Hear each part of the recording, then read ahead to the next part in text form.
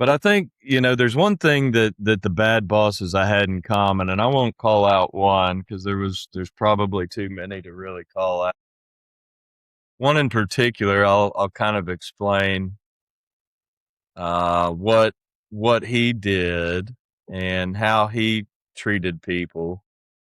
And the main thing is he didn't necessarily live out the things that he said, right? The values that were on the wall weren't what were exhibited inside that business. And so I went to work there, and it was a building products company. We made brick. And his idea was for me to come in and integrate these businesses that they had bought. It was about five different businesses. They had a lot of capital. Again, another company out of Australia. Not all companies are created alike, but the leader of this company, he going back to the straw boss mentality, and this is way down the road. He said one thing and did the other, and you never really knew which version of him was going to show up. And so I knew by this point, I knew what I was willing to put up with, what my guardrails were.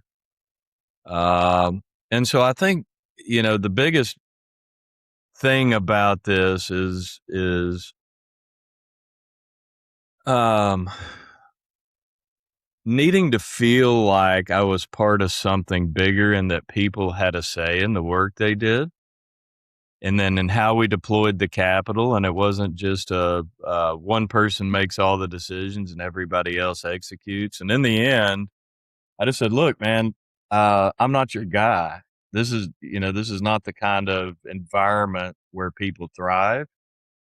And if you just want a yes man, I've got some friends who are really smart, went to engineering school, were in the military, and they can follow orders very well.